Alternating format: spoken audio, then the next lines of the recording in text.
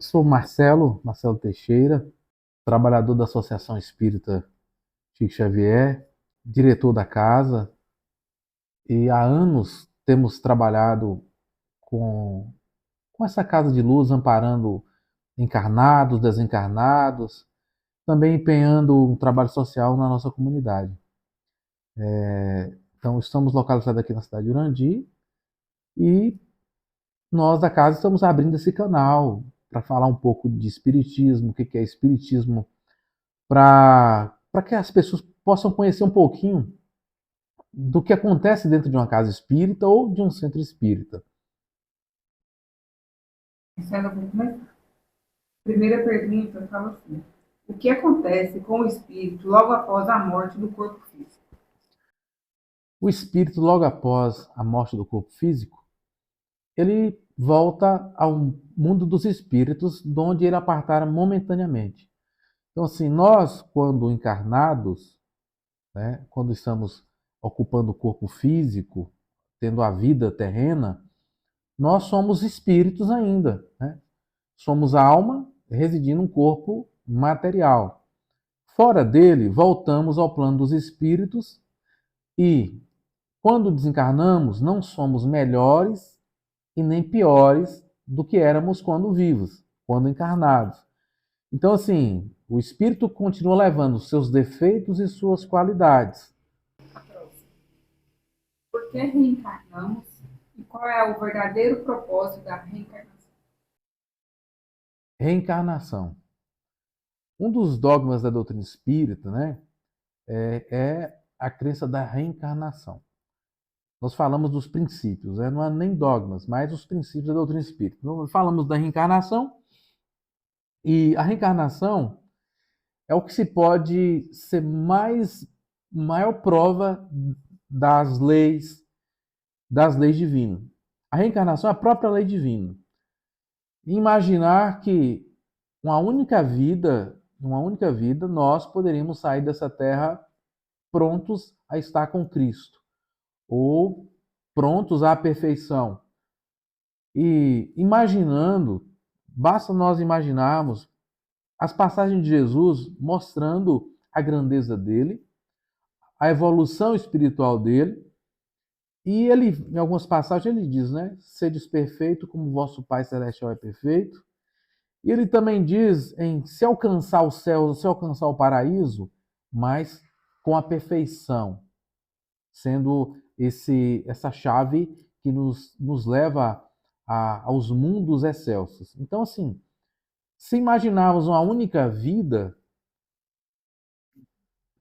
não iríamos encontrar alguém que sairia dessa terra puro, como Cristo, que é nosso exemplo, o maior exemplo, nosso guia e modelo que nosso Deus deu.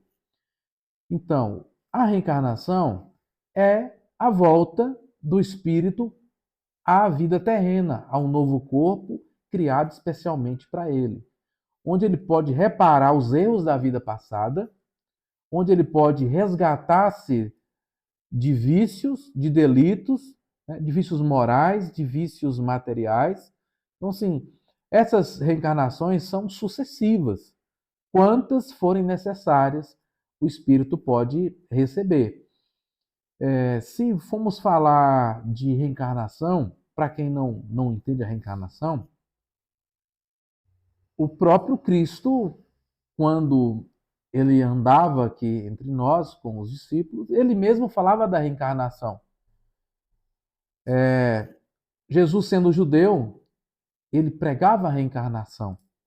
Quando ele fala a Nicodemos, é preciso nascer de novo, e Nicodemos pergunta, reluta, mestre, como eu, velho, posso nascer de novo? Eu voltar a entrar no ventre da minha mãe e nascer novamente? Como? E Jesus disse, vós sois doutor na terra e não entende quando eu te falo das coisas da terra. Imagine quando eu vier te falar das coisas do céu. Então, assim, a reencarnação é um padrão para a Terra, para que possamos nos elevar a Jesus, nos elevar à perfeição e alcançar pureza. Então, assim, outro exemplo no Evangelho, está lá claro, é quando os discípulos chamam Jesus e mostram um rapaz que nasceu cego. Diz: Senhor, aquele rapaz nasceu cego. Quem pecou para ele nascer cego? Foi ele? Foi os pais ou os avós? E Jesus diz: nenhum deles pecou para nascer cego. Era para que se provasse o poder de Deus. Mas, entendendo essa pergunta dos discípulos, por que Jesus não corrigiu eles? Não, não existe reencarnação. Se não existisse, Jesus poderia falar: não, vocês estão erradamente falando de uma coisa que não existe. Mas o Cristo não reclamou eles, na verdade, nos traz a sustentação da reencarnação naqueles tempos. Mais um momento de reencarnação dito nos evangelhos é quando matam João Batista, o Batista, e se cogita entre os discípulos que João seria aquele dito por Jeremias. Então, o que ocorreu? O Cristo, ouvindo aquilo, aproximou-se dos discípulos e disse: Senhor, João, que foi morto, seria o Elias que ia de vir? Porque Jeremias dizia que Elias voltaria, né? Retornaria, o retorno de Elias. E Jesus disse: pois João era o Elias que ia de vir. Fizeram com ele o que lhe aprouve. Então, assim, Jesus sustenta que João Batista era a reencarnação de Elias. João, uma época diferente, corpo diferente, totalmente diferente, palavras diferentes da de Elias, mas era o retorno de Elias na reencarnação. Próximo. Como funciona a mediunidade dentro de uma casa espírita? Qualquer pessoa pode ser médium? Na verdade, todos nós encarnados somos médios, né?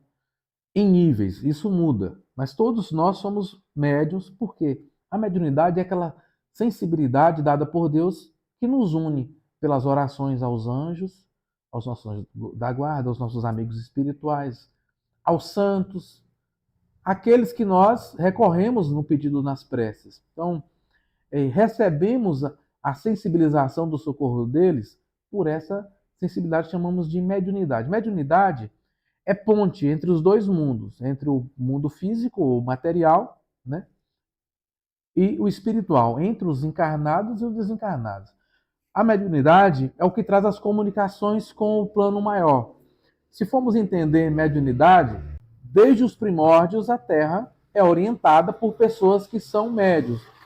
Os discípulos de Jesus eram médios, os apóstolos, né, depois dos 12, os 72, os 500 da Galiléia, em meio àquele público grande ali, aquele apostolado grande do Cristo, existiam vários médios.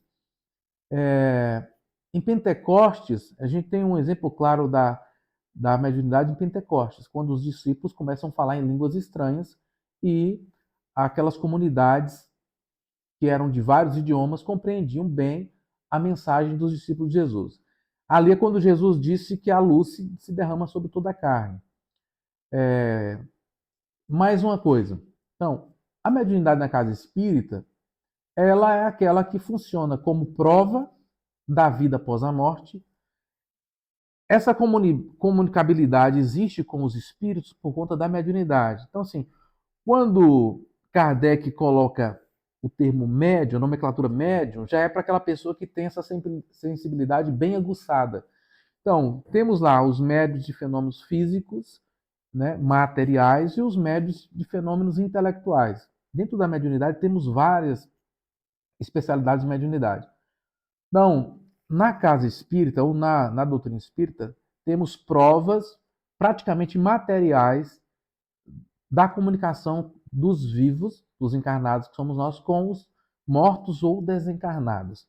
Então, sim, o sono, aquele sono dos justos, na verdade, se a gente for bem olhar a necessidade da reencarnação, poucos justos existem, né, que vão realmente merecer o paraíso.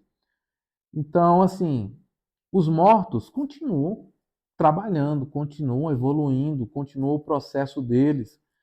Nós caminhamos aqui e eles caminham de lá. Progresso aqui, progresso do lado de lá. Então, assim, recebemos orientações dos espíritos superiores.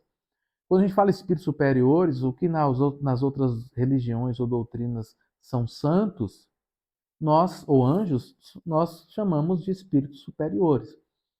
Então, a mediunidade nos coloca em comunicação com estes que nos orientam, nos coloca em comunicação com espíritos sofredores que nós orientamos eles, nos colocam em comunicação com espíritos que prejudicam algumas pessoas e nós orientamos eles, conduzimos eles e, afinal, todos, desde os espíritos maus até os bons espíritos, são filhos de Deus.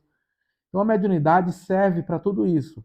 Então, fenômenos de cura, fenômenos de desobsessão, que na Bíblia falava sobre possessão, tudo isso lidamos por meio da mediunidade, que é essa comunicação com esses irmãos que já viveram na Terra.